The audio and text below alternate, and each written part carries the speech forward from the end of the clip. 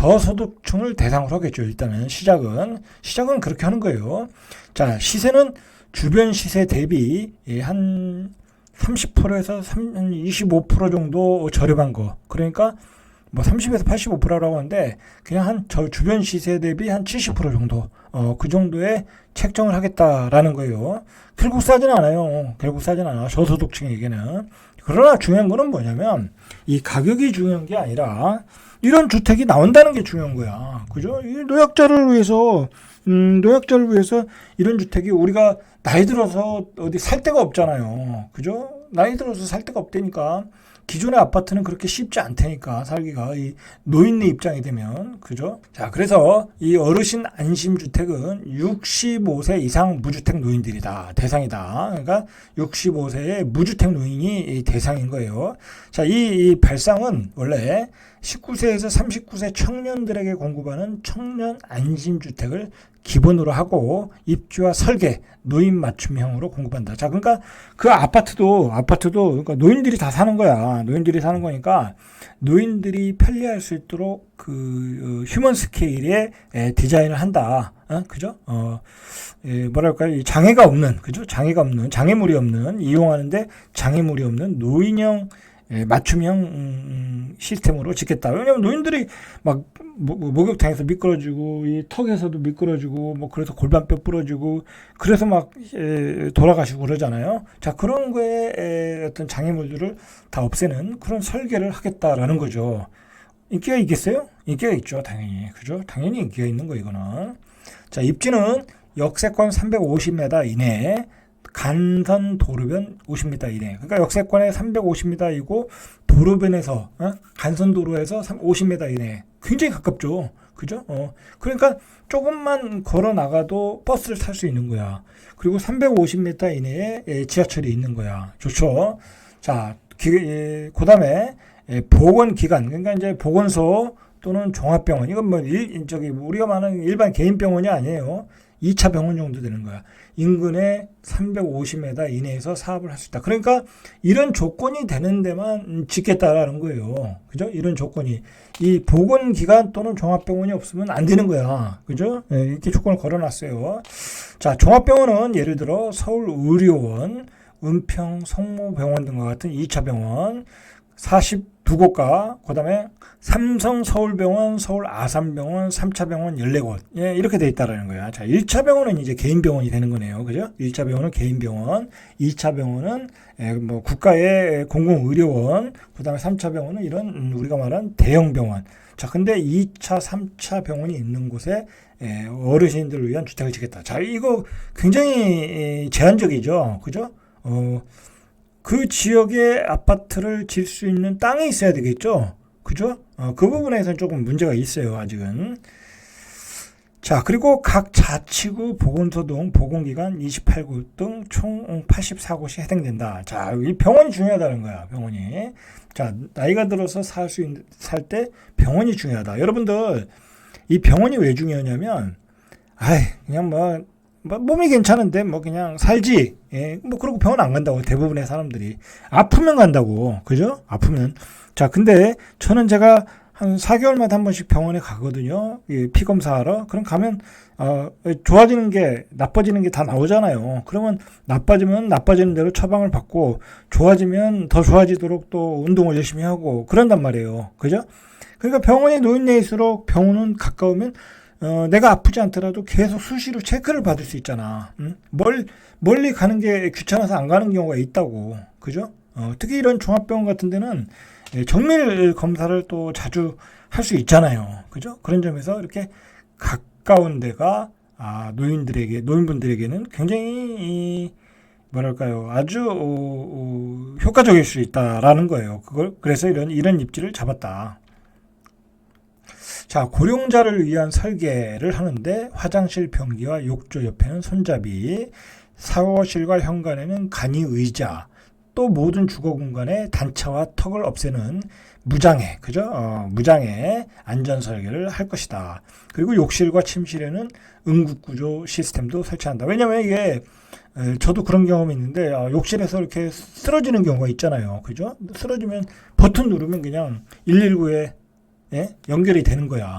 그죠? 이런 시스템도 만들겠다라는 거죠. 아주 좋아요. 자, 이제 누구한테 지원을 할 것이냐가 문제죠. 일단 유형은 공공임대와 민간임대 두 가지로 구분한다라는 거예요. 분양도 있어요. 공공임대와 민간임대 그리고 분양도 있다. 자, 공공임대는 당연히 저소득층자로 할 것이고 민간임대는 뭐 일반적으로 좀 이렇게 뭐 중산층들 뭐 필요하신 분들에게 공급을 할 것이고 자 그렇게 되겠죠. 자 저소득층인 경우에는 도시근로자 월평균소득 70% 이하 노인 주거 안정을 위해 주변 시세의 30%에서 50% 그죠? 저소득층에게는 한 50% 수준의 가격으로 공급을 하고 그다음에 질병 등 신체 약자에게 우선 공급을 하고 민간 임대주택은 주변 시세의 75에서 85% 그러니까 민간 임대는 주변 시세의 80% 정도 이래도 괜찮죠. 그죠? 이래도 자, 이 혼자 사시는 분 또는 둘이 사시는 분한테는 굉장히 효율적이죠. 그죠? 효율적이에요. 자, 그리고 민간 임대 주택에서 사시는 분들에게는 임차인에게 최대 6천만 원까지 무이자 융자. 와, 기가 막히네요. 그죠? 이거 뭐 피 터지겠네. 피 터지겠어. 6천만 원까지 무이자 융자. 아, 이런 거 보면 참 뭐랄까 저는 개인적으로 뭐 이런 얘기하면 또 요거도 먹는데 오세훈 시장이 참 잘하고 있다. 개인적으로. 자, 저는 그런 것 같아요. 우리나라도 좀 이렇게 지자체에서 이렇게 검증을 받고 대통령 후보로 가는 것도 괜찮다. 그렇게 생각을 해요. 자, 어쨌든 자, 분양도 해요. 분양도. 남는 부분도 분양도 한다. 자, 이 100% 임대로 공급하는 청년 안심주택과 달리 이 어르신 주택들은 한 20% 정도는 분양도 할 수 있다라는 거야. 자, 이게 민간 임대도 집어넣고 민간 임대도 한 50% 집어넣고 그 일반 분양도 20% 집어넣는 건 왜 그러겠어요? 당연히 이 좋은 입지에서 땅을 확보하기가 어렵겠죠. 그죠? 이거 누가 짓겠어요, 이거. 그죠? 뭐 그렇게 사업성도 있지 않은데 이거 LH가 할 수도 없는 거고. 그죠? 그러다 보니까 분양업자들한테 어떤 메리트를 줘야죠. 그죠? 메리트를 줘서 민간 임대도 집어넣고 일반 분양도 집어넣었다. 근데 이게 사실은 그림은 좋은데 계획과 그림은 좋은데 땅을 확보하는 게 어렵겠죠. 그죠? 어렵겠죠. 그래서 그 어려운 부분을 해결하려고 용적률을 높여주겠다라는 거야. 여기에 또 포인트가 있는 것 같아요. 그러니까 계획이 꼼꼼해. 보면 자, 민간 분양 200%인 2종 일반 주거 지역을 자, 2종 만약에 이제 그 시행업자가 토지를 이렇게 협의를 해서 매수를 했어. 근데 그 지역이 2종 일반 주거 지역이야. 그러면 그 지역을 준주거로 상향을 시켜주겠다는 거야. 그러면 용적률이 200%에서 500%가 올라가는 거야. 그죠? 그리고 여기서 기본 용적률 400%에서 늘어난 100%의 절반을 공공임대로 공급한다. 그러니까 공공임대로 공급하는 부분에 대해서는 용적률을 올려줘서 공급을 해주겠다. 사업성을 높여주는 거죠. 그러니까 민간업자들이 많이 많이 시행을 하게끔 메리트를 준 거야. 이 토지의 뭐랄까요, 이 용도 지역을 변경을 해줌으로써 이종주거 지역을 준주거를 뭐 상업지역으로 예를 들어서 그리고 기본 용적률을 100% 올려서 공공임대도 공급을 하게끔 그렇게 해주겠다라는 거야. 자, 그것도 조금 모자르다. 그것도 그럴 수 있죠. 그것도 조금 모자르다. 그래서 요즘 이제 문제가 고금리의 원자재 가격 폭등이잖아요. 그죠? 그래서 건설업계의 이런 어려운 사업 여건을 감안해서 건설 자금의 최대 240억 원까지 저리로 지원하겠다. 야, 이거 할만하죠? 그죠? 그러니까 이거 한번 해보겠다고 덤벼드는 사업자들이 꽤 나오겠죠. 그죠? 저리로, 그러니까 이거 저리로 공급해주면 땅 사가지고 시행하면 되는 거 아니에요. 그죠? 물론 이제 이거 가지고 또 사기치려는 놈도 있겠지만, 자, 이자 차액도 지원한다. 3.5% 이상 시에는 2%를 지원해주겠다라는 거야. 240억을 저리로 지원하고 이자 차액도 지원하고 그리고 민간사업 이렇게 되면 민간사업자는 최대 연간이자 4억 8천만 원을 절감할 수 있다라는 거야.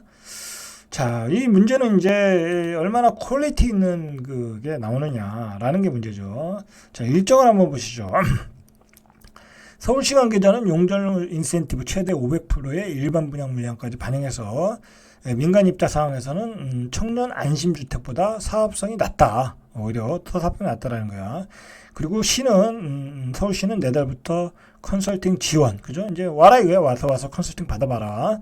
시범 대상지 모집에 들어간다. 그리고 오늘 3월 중으로 조례와 운영 기준을 마련하고 4월부터 행정 절차에 들어가고 2027년을 기준으로 해서 어르신 안심주택 입주가 이루어질 수 있도록 추진할 계획이다. 뭐 오세훈 시장은 추진력은 좋으니까 27년에 첫 작품을 만들어 보겠다라는 거죠. 자, 한병영 서울시 주택정책실장은 집에 머무는 시간이 길어지는 노년기에 쾌적하고 안전한 주거 환경이야말로 신체, 정신 건강, 삶의 질서를 유지하는데 절대적인 요소이다. 당연한 얘기죠. 자, 그래서 서울시는 내년까지 약 3천 가구 정도의 어르신 안심주택이 사업 계획 승인을 받을 수 있을 것으로 추진해 보겠다라는 얘기죠. 자, 여러분들 오늘부터 한번 생각을 해보세요. 내가 60세 이후에 어디에 살 것인가? 75세 이후엔 어디에 살 것인가? 나는 실버타운에 들어갈 것인가? 아니면 실버타운에 맞는 그런 조건들이 해결할 수 있는 아파트를 찾아서 갈 것인가? 여러분 지금부터 고민하셔야 돼. 자, 절대값TV의 명품 PD 한 PD였습니다.